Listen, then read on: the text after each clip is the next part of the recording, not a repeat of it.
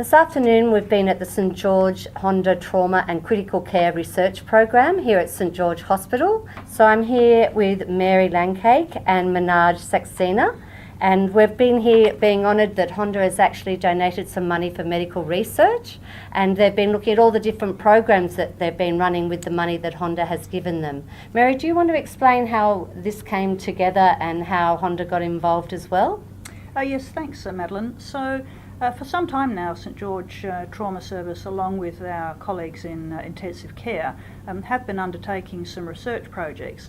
But it's always difficult to resource research within the public hospital system. And as a consequence of some work that was done through the St George and Sutherland Medical Research Foundation and with your help, the Honda Foundation came on board and made a very generous contribution to the research program here at St George Hospital. Today's research program symposium was about highlighting some of those research projects and the collaborative research that we're doing here, and demonstrate projects that have already been completed and have published work, but also to highlight the ongoing work that's taking place and the variety of researchers that are actually participating. And how did you were only given a minimal amount compared to what you've been spending. How did you choose who you gave that particular money to? So it is always a challenge to decide where that money would go. It's been a challenge for Australian researchers for many years. So in reviewing the sorts of projects that we thought would most benefit outcomes, we would get together and say, well, we believe that in the time frame available, this is a project that's worthy of support, because we can see that the result in the long term would lead to better outcomes. Right, fine. And the actual doctors and the researchers in the hospital had to come to you with what they believed that was going to be forthcoming, so they could get you to say yes to their project? Well, I might actually hand that one over to Manoj, because Manoj had a large part in some of those decisions to decide how we would allocate those funds. And how did you do that? Did you actually propose them to the board? Yeah, so what we had, as I understand it, the board kind of invested their trust in two senior members, Mary and John Myberg. Right. And they said, you know, you're the head of critical care research, head of trauma research, and they said they made a decision to give those two the option of deciding where best to use the money. You know, with that criteria is very strict, though, isn't it? Yeah, the criteria was strict, and yeah. So essentially, what we did was we had several projects at that point in time where the money was forthcoming that were excellent projects, but they were unfunded and therefore unfeasible, or they had a little bit of funding but didn't have enough to complete the project. And so what, as a group, we chose to do, Kate and myself applied because we were early stage researchers at that point, and we didn't really have many runs on the board in terms of research, but I think we'd shown at that point that we'd got the initiative and we'd started projects, and we were a reasonable way through them, but we needed extra assistance with particular things like either statistical help or data collection, or to get an additional person to help with putting the data into the database. You know, there were things that we just couldn't do on our own that we needed help with, and so we kind of applied to John and Mary and said, these are projects that we have. Other people did too, but we were fortunate to be selected, essentially, I think because we had got a certain way on our own back, but we needed a bit more help, and Mary and John had been tutoring us, mentoring us, so it was kind of a combination of us being showing initiative, having some minor runs on the board, and then having projects that were worthy of the long-term investment. So it was kind of those three things, I think, fulfilled the criteria, if that makes sense.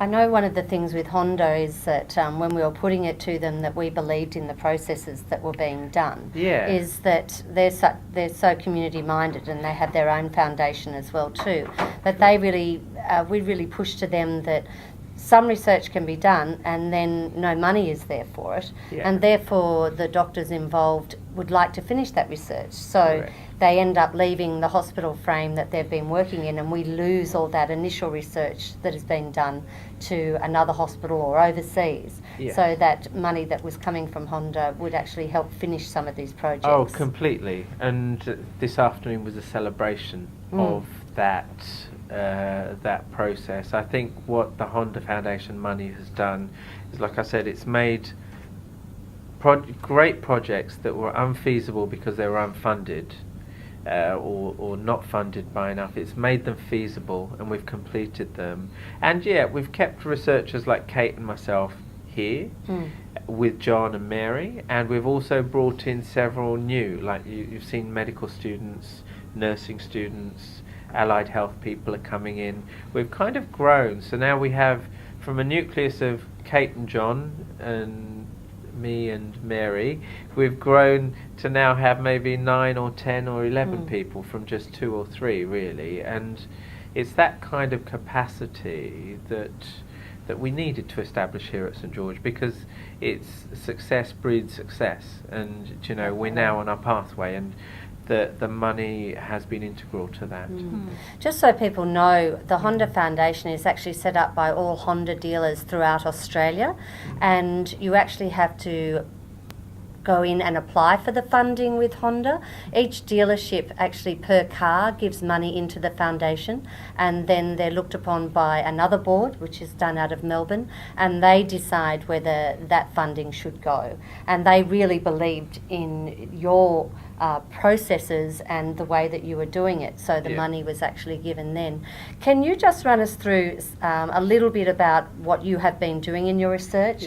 I know with Chloe, a friend of ours, both of us, that you've been doing some research there. Would you like to just give a little bit about that? No, definitely. So the central bit that I've been involved with, there are essentially 2 streams, but I'll talk about the stream that I've been involved with John and Mary, is essentially looking at how we manage patients' body temperature after they've had a severe brain injury.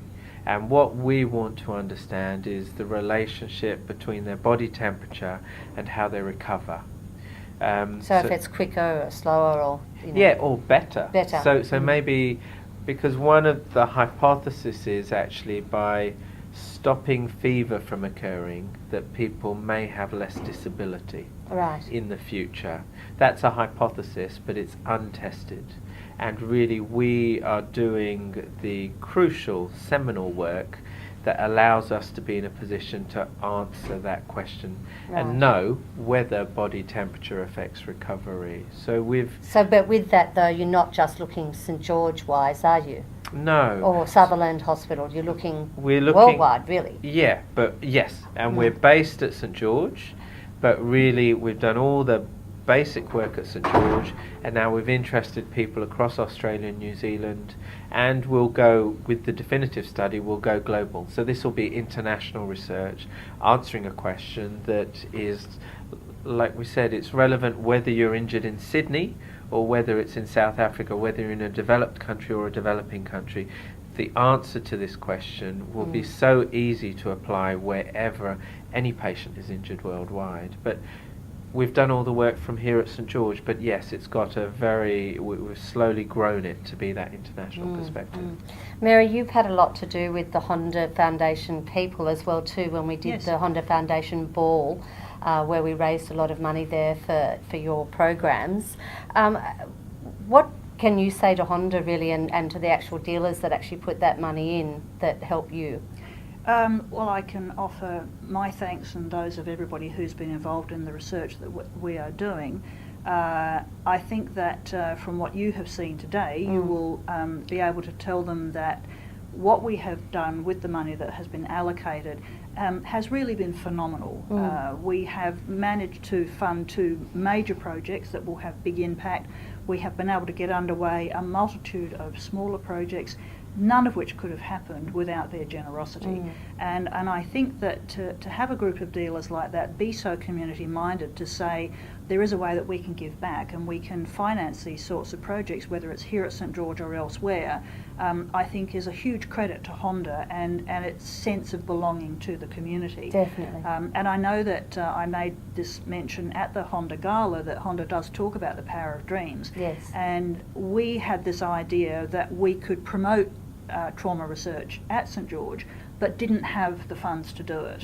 And this has given us the foundation, if you like, to borrow from the Honda Foundation, to now expand even further and to bring in allied health and to bring other people in, to bring in the medical students, and to have a core of trauma research here that I believe can equal the best of what's being done anywhere in the world.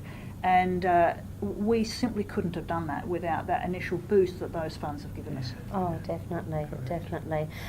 Thanks very much to the Honda Foundation from us here today, and we'll be showing further research that the hospital has actually been doing on another location when we put it on our website. Thank you.